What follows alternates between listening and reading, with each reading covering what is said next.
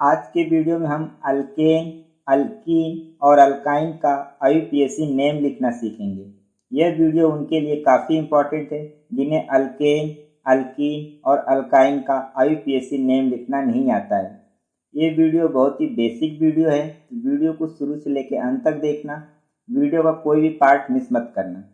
इस वीडियो को देखने के बाद इस बात की 100% गारंटी है कि आप अल्केन, अल्कीन और अल्काइन का IUPAC नेम लिखना सीख जाओगे। तो चलिए शुरू करते हैं। किसी भी ऑर्गेनिक कंपाउंड का IUPAC नेम लिखने के लिए हमें कुछ बातों का पता होना बहुत ज़रूरी है। किसी भी ऑर्गेनिक कंपाउंड का IUPAC नेम लिखने के लिए हमें इस वाले फॉर्मेट को फॉलो करना होता है। पहले प्रीफिक्स 1 को लिखते हैं, फिर प्रीफिक्स 2 को लिखते हैं, फिर रूट वर्ड को लिखते हैं, फिर सफिक्स 1 को लिखते हैं, फिर सफिक्स 2 को लिखते हैं। अब प्रीफिक्स 1 में क्या आता है? सब्स्टिट्यूएंट। सब्स्टिट्यूएंट क्या होता है? किसी भी कार्बन की चेन को सेलेक्ट करने के बाद जो पार्ट बच जाता है वो सब्स्टिट्यूएंट कहलाता है। अब प्रीफिक्स 2 में क्या आता है? साइक्लिक रिंग वगैरह आती है। Root word meth, eth, prop, but वगैरह। सफिक्स 1 में ANE, ENE, YNE वगैरह। सफिक्स 2 में फंक्शनल ग्रुप आते हैं। Alcohol, aldehyde, carboxylic acid, ketone, ester, ether वगैरह।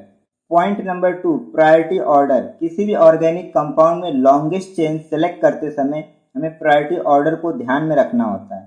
पहले फंक्शनल ग्रुप को प्रायोरिटी देते हैं, फिर ट्रिपल बॉन्ड, डबल बॉन्ड को, फिर सब्स्टिट्यूएंट को। फंक्शनल ग्रुप में क्या क्या आता है? Alcohol, aldehyde, ether, Easter, carboxylic acid वगैरह। सब्स्टिट्यूएंट में क्या क्या आते हैं? मिथाइल, इथाइल मतलब अल्काइल वाला group, chlorine, bromine, iodine, fluorine, nitro वगैरह। पॉइंट नंबर 3, जब भी डबल बॉन्ड और ट्रिपल बॉन्ड की पोजीशन सेम आए नंबरिंग करते समय तो डबल बॉन्ड को प्रेफरेंस देते हैं, ऐसा IUPAC कहता है। अब ऐसा क्यों है? वीडियो के कमेंट बॉक्स में कमेंट करके ज़रूर बताना। अगर आपको नहीं पता तो मैं नेक्स्ट वीडियो में आपको ज़रूर बता दूंगा। अब इन सारी बातों को ध्यान में रखते हुए चलिए क्वेश्चन को सॉल्व करते हैं और अपना कॉन्सेप्ट बिल्डअप करते हैं।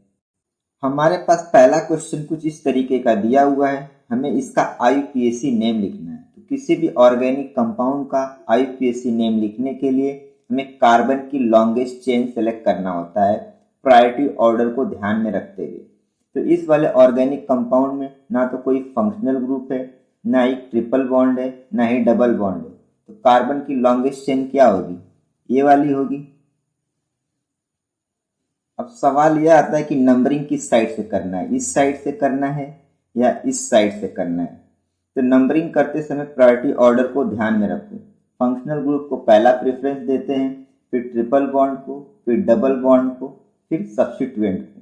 तो अभी हमने देखा कि कार्बन की लॉन्गेस्ट चेन सेलेक्ट करने के बाद जो पार्ट बच जाता है वो हमारा सब्स्टिट्यूएंट कहलाता है।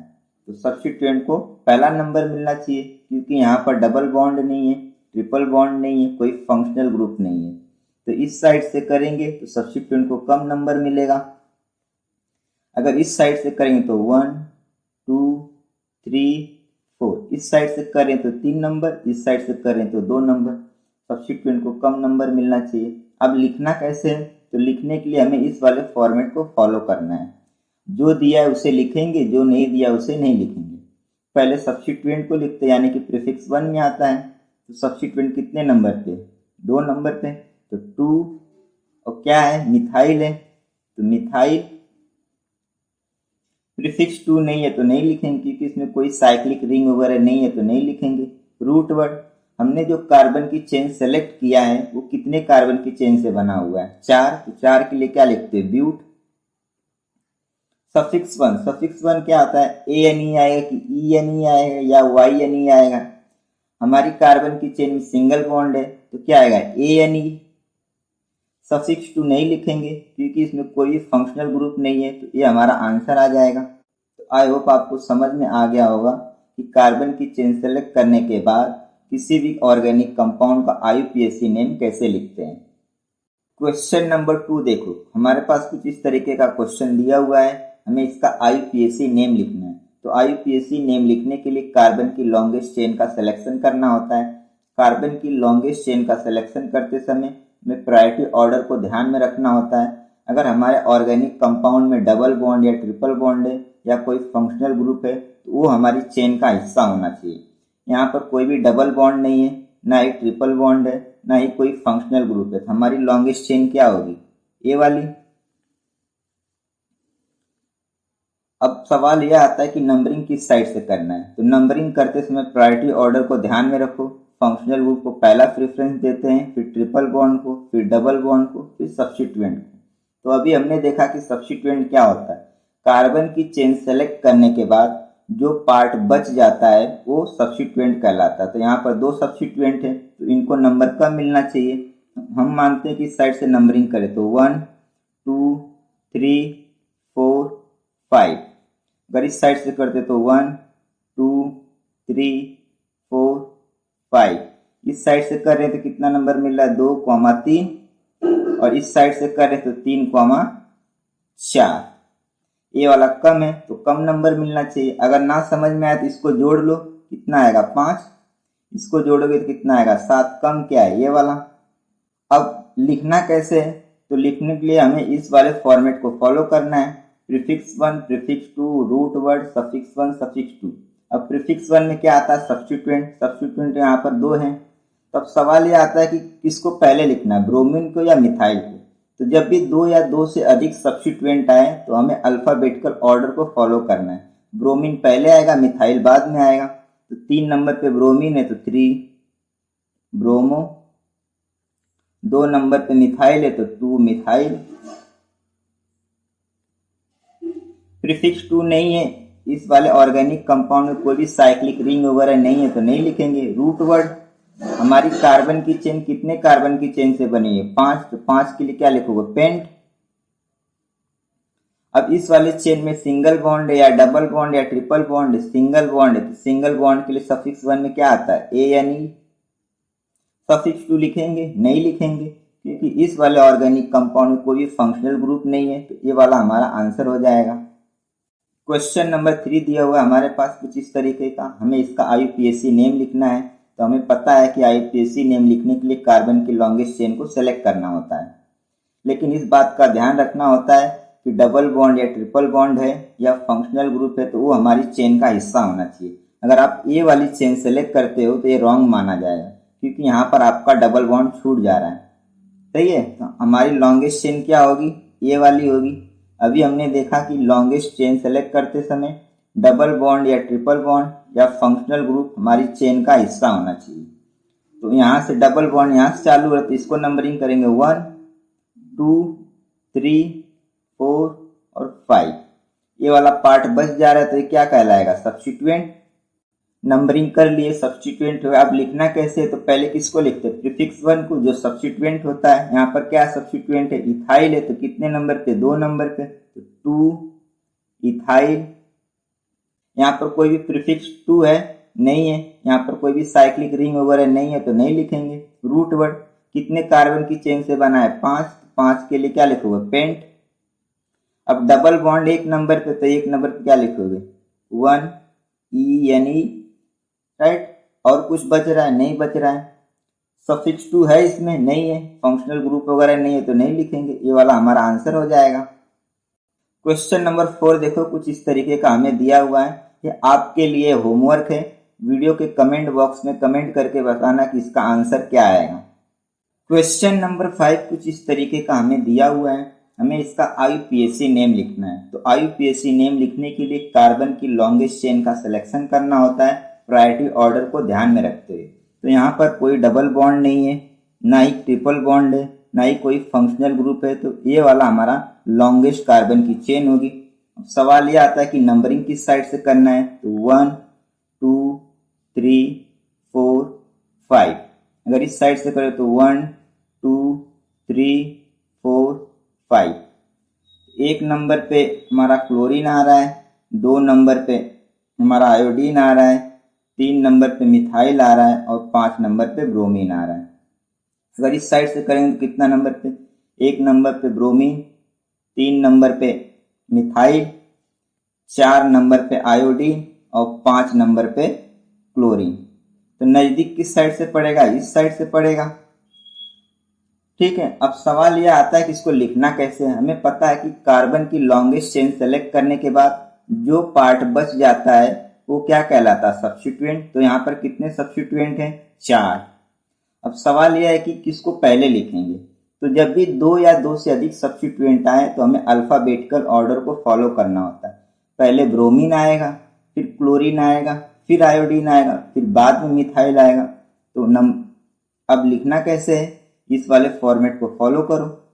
प्रीफिक्स 1 में क्या आएगा, सब्स्टिट्यूएंट। यहाँ पर 4 है सब्स्टिट्यूएंट, तो अल्फाबेटिकल ऑर्डर को फॉलो करो। कितने नंबर पे, 5 नंबर पे ब्रोमीन है तो 5 ब्रोमो, 1 नंबर पे क्लोरीन है तो 1 क्लोरो, 2 नंबर पे आयोडीन है तो 2 आयोडो, अब 3 नंबर पे मिथाइल है तो 3 मिथाइल। प्रीफिक्स 2 नहीं है क्योंकि इसमें कोई भी साइक्लिक रिंग वगैरह नहीं है तो नहीं लिखेंगे। रूट वर्ड, हमने जो चेन सेलेक्ट किया वो कितनी कार्बन की चेन से बना है, 5। क्या लिखोगे, पेंट। सफिक्स 1 में क्या आएगा, सिंगल बॉन्ड है इसमें, तो ए यानी सफिक्स 2 आएगा, नहीं आएगा क्योंकि इसमें कोई भी फंक्शनल ग्रुप नहीं है, तो ये वाला हमारा आंसर हो जाएगा इसका। तो आई होप आपको समझ में आ गया होगा कार्बन की लॉन्गेस्ट चेन का सिलेक्शन कैसे करना है और IUPAC नेम लिखने के लिए किस वाले फॉर्मेट को फॉलो करना है। तो इस वाले फॉर्मेट को फॉलो करना है IUPAC का नेम लिखने के लिए।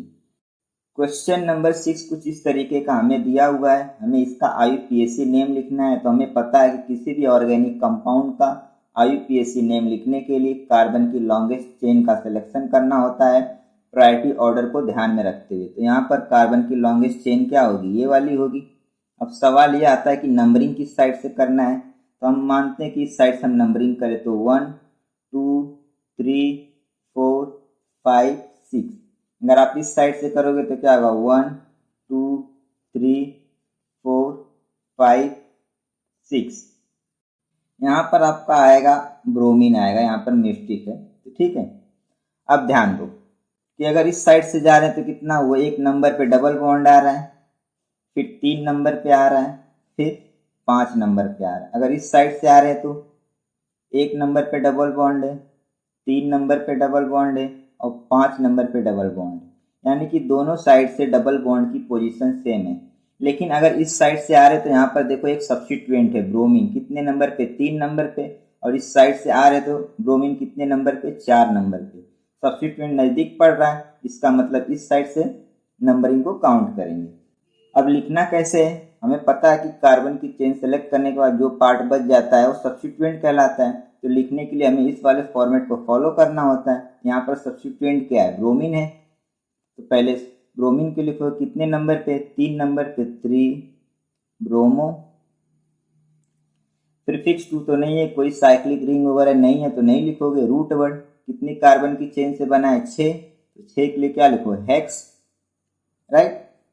अब रूट वर्ड तो हो गया। सफिक्स 1 में क्या, डबल बॉन्ड ट्रिपल बॉन्ड है। अब डबल बॉन्ड तो इसमें बहुत जगह है, 1 नंबर पे, 3 नंबर पे, 5 नंबर पे। ध्यान रहे कि हमें इस साइड से जाना है, राइट। तो क्या लिखोगे, 1 नंबर, 3 नंबर और 5 नंबर। कितनी बार है, 3 बार है, तो ट्राई ENE। ट्राई लिखना मत भूलना, यहाँ पर गलती लोग यही करते हैं कि ट्राई ड्राई वगैरह लिखना। 3 बार आया तो ट्राई EN, ठीक है। ये वाला हमारा आंसर हो जाएगा इस वाले क्वेश्चन का। क्वेश्चन नंबर 7 देखो, हमें इसका IUPAC नेम लिखना है। तो लॉन्गेस्ट कार्बन की चेन सेलेक्ट करना होगा। इस वाले क्वेश्चन में लॉन्गेस्ट कार्बन की चेन क्या होगी, ये वाली होगी। तो कौन सा पार्ट बच रहा है, ये वाला और ये वाला। ये वाला क्या है, सब्स्टिट्यूएंट है, क्योंकि इसमें डबल बॉन्ड नहीं है, ट्रिपल बॉन्ड नहीं है, कोई फंक्शनल ग्रुप है। सब्स्टिट्यूएंट को कम नंबर मिलना चाहिए, तो इस साइड से जाएंगे तो कम नंबर मिलेगा, इस साइड से जाएंगे तो ज़्यादा मिलेगा। 1 2 3 4। अब नाम लिखना है, तो नाम लिखने के लिए पहले क्या लिखते हैं, प्रीफिक्स 1 प्रीफिक्स 2। प्रीफिक्स 1 में क्या आता है, सब्स्टिट्यूएंट, क्योंकि यहाँ पर 2 मिथाइल है तो क्या लिखो, 2,2 डैश, 2 बार है तो डाई मिथाइल, मिथाइल है तो मिथाइल, इथाइल रहेगा तो इथाइल लिखोगे। क्योंकि अब तो खत्म हो गया, प्रीफिक्स 2 नहीं है तो नहीं लिखेंगे। रूट वर्ड, कितने कार्बन की चेन से बना है, 4, तो 4 के लिए क्या लिखते हो, ब्यूट। सिंगल बॉन्ड है तो ANE, सफिक्स टू नहीं है तो नहीं लिखेंगे, क्योंकि सफिक्स टू में फंक्शनल ग्रुप वगैरह आते हैं, यहाँ पर कोई फंक्शनल ग्रुप नहीं है, तो ये वाला हमारा आंसर हो जाएगा। क्वेश्चन नंबर 8 देखो, इसमें लॉन्गेस्ट कार्बन की चेन क्या होगी, यही वाली होगी। अब सवाल यह आता है कि नंबरिंग किस साइड से करना है, 1 2 3 4 5, 1 2 3 4 5। तो जब भी डबल बॉन्ड या ट्रिपल बॉन्ड आए और उसकी पोजीशन अलग अलग हो तो ट्रिपल बॉन्ड को पहला प्रेफरेंस देते हैं, ठीक है। तो ये वाला सही होगा, ये वाला गलत होगा। कोई भी सब्स्टिट्यूएंट है यानी कि प्रीफिक्स 1 है, नहीं है तो नहीं लिखेंगे, प्रीफिक्स 2 भी नहीं है, नहीं लिखेंगे। रूट वर्ड कितना कार्बन है, 5, 5 के लिए क्या लिखोगे, पेंट। अब इसमें डबल बॉन्ड है, ट्रिपल बॉन्ड है, तो डबल बॉन्ड को लिख लो कितने नंबर पे, ENE। अब ट्रिपल बॉन्ड भी है, कितने नंबर पे, 1 नंबर पे, क्योंकि हम इस साइड से जा रहे हैं। ट्रिपल बॉन्ड है YNE। अब यहाँ पर ध्यान देना, AEIOU और Y, इनमें से कोई भी आए दो सफिक्स 1 और सफिक्स 2 में, तो पहले वाले को कट करते हैं। यहाँ पर E आ रहा है, यहाँ पर Y आ रहा है, तो पहले वाले को कट करोगे, ये इसमें कॉन्सेप्ट है, ठीक है। क्वेश्चन नंबर 9 देखो, सबसे लंबी कार्बन की चेन क्या होगी, यही वाली होगी। अब नंबरिंग किस साइड से करोगे, 1 2 3 4, 1 2 3 4, राइट। तो जब भी एक नंबर पे क्या आ रहा है, यहाँ पर डबल बॉन्ड आ रहा है, इस साइड से करो तो एक नंबर पे ट्रिपल बॉन्ड आ रहा है। तो जब भी डबल बॉन्ड और ट्रिपल बॉन्ड की पोजीशन सेम आए, जैसा कि मैंने रूल नंबर 3 में बताया था, डबल बॉन्ड और ट्रिपल बॉन्ड की पोजीशन सेम आए तो डबल बॉन्ड को प्रेफरेंस देते हैं, यानी कि इस साइड से काउंट करेंगे, ना कि इस साइड से, ठीक है। ये वाला कॉन्सेप्ट याद रखो। तो देखो इसमें कोई सब्स्टिट्यूएंट नहीं है तो प्रीफिक्स 1 नहीं लिखेंगे, प्रीफिक्स 2 भी नहीं लिखेंगे, कोई साइक्लिक रिंग वगैरह नहीं है। रूट वर्ड कितने कार्बन की चेन से बना है, 4, तो ब्यूट। अब यहाँ पर डबल बॉन्ड है, यहाँ पर ट्रिपल बॉन्ड है, डबल बॉन्ड को नाम दो, 1 नंबर पे डबल बॉन्ड है ENE, और 3 नंबर पे क्या है, ट्रिपल बॉन्ड है तो YNE। अभी मैंने बताया कि जब भी ऐसा कुछ आए AEIONU सफिक्स 1 और सफिक्स 2 में, तो पहले वाले को कट करते हैं, तो ये वाला आंसर राइट हो जाएगा। क्वेश्चन नंबर 10, क्वेश्चन नंबर 10 आपके लिए होमवर्क है, वीडियो के कमेंट बॉक्स में कमेंट करके बताना। अब तो आप समझ ही गए होंगे कि कार्बन की लॉन्गेस्ट चेन कैसे सेलेक्ट करना है प्रायोरिटी ऑर्डर को ध्यान में रखते हुए, और किसी भी ऑर्गेनिक कंपाउंड का IUPAC नेम कैसे लिखना है। मिलते हैं नेक्स्ट वीडियो में।